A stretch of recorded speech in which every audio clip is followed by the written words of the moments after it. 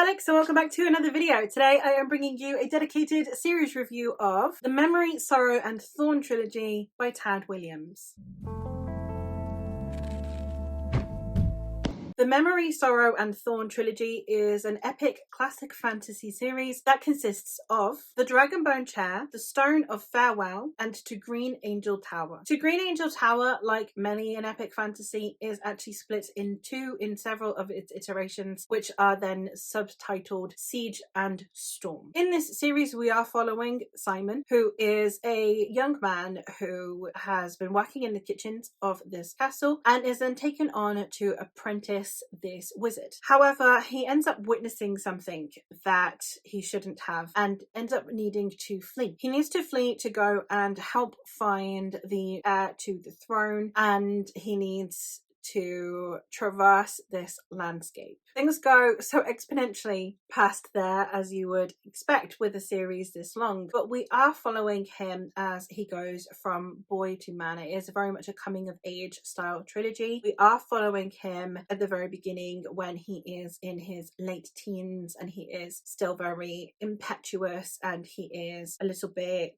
more juvenile in his presentation, which I did struggle with because it does feel a little bit like a male self-insert. I didn't feel like Simon had a huge amount of personality, but I do think that he was a decent interpretation of a young man being thrust into the situation that he is in. And then we see him as he gets older and he gets wiser and he learns how to become a man. So the main arc for Simon is becoming, but the main arc for this world is balance. We have a world in which we have different species that are all isolated and not interacting with each other very much, very Tolkien-esque in that element. And it is how we begin to understand the different cultures and the different societies that we see in this world and getting different perspectives on what being part of this world means and interactions with these different species, and whether that would be a positive thing to push forward in the future or whether being separated would be a preferable idea so that there is no one species taking over the other. I think that some of the discussions that were had in here were, though a little bit heavy-handed, really interesting when it comes to different species and segregation of the species. I think that the world building for the most part is absolutely incredible. This series also has a heavy emphasis on politics, and I can definitely see where some of the later iterations of this narrative would potentially have gotten inspiration from this story. You can see the way that it has influenced the likes of Aragon or potentially even Game of Thrones, Robin Hobb. We have with Simon a little bit the same as Robin Hobb, where we have these kind of like early training montages of someone learning how to do something, which clearly inspired Hobb. We have a very interesting pacing that is not quite snail's pace like you would expect from some of the older classic fantasies that are overly descriptive, but at the same time it lets you sit with thoughts, it lets you sit in places and get to know your surroundings a little bit more. It's very good at orientating and situating you. For the most part, I think that this is a series that is really enjoyable and that I really appreciate its contribution to the fantasy genre. I think that one of the concerns a lot of people have when it comes to classic fantasy is its depictions of minorities and of women. I don't think there are a huge amount of representations of minorities in this series at all. The representation of women isn't actually terrible. We do have various different types of women, from damsels in distress style princesses, from wifey motherly type characters to some slightly more kick-ass badass girls. So we do have variety, which again I think is a thing that a lot of men forget. I think a lot of the time it's very easy for them to just have all of the women be these kick-ass badasses, or all of them to be wifely little damsels in distress. And I really like that we did have a little bit of variety there when it came to the different types of women that he is pitching. As for the plots themselves, they did feel very West adventure heavy style fantasy, which you would expect from this type of classic fantasy, I suspect. The first book is very Tolkien derivative, like many of its time, like the Shannara Chronicles or like the Wheel of Time, the Rift War Saga. We all have that similar setup, that first book that is very, this is my take on the Fellowship of the Ring. But like all of those other examples that I have given, we do then also have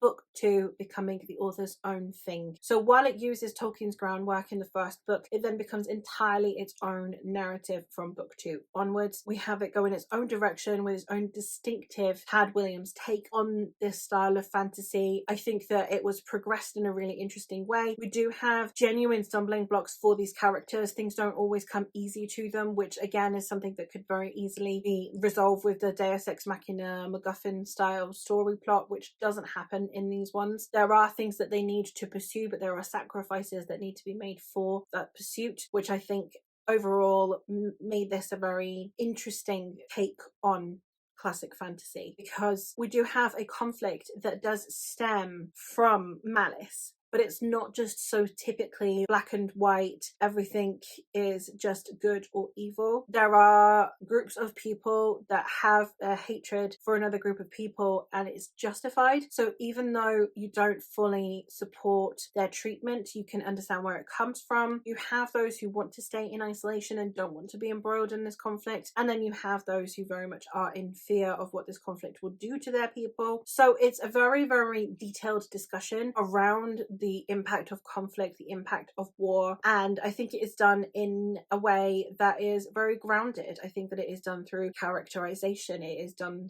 through well thought out plot points, as opposed to just rampaging your way across this world and trying to get MacGuffin after MacGuffin, which I think was really well handled. For the most part, this is a series that I found really enjoyable, that I am glad to have read. I have been having a really good reading experience with it as well, because I have been joining Stephen Arion on his read-along. I will leave links to the live discussions down below that we've had for each of the books, because it has been really interesting. I think that reading this with someone who read it back when it was coming out, and then reading it through my own new lens and its comparisons to modern fantasy, has been really fascinating, because obviously you can see how many modern fantasies have paid homage to this series throughout the years and its impact, but then you can also see the creation of some of the tropes that I love, and all of that stemming from this series has been really, really fascinating. So that is it for this review. Let me know your thoughts on this series if you have read it, or any other fantasies that you would recommend based on my liking of this series. But that is all for me for today, so thank you ever so much for watching, and I will hopefully catch you in another one soon.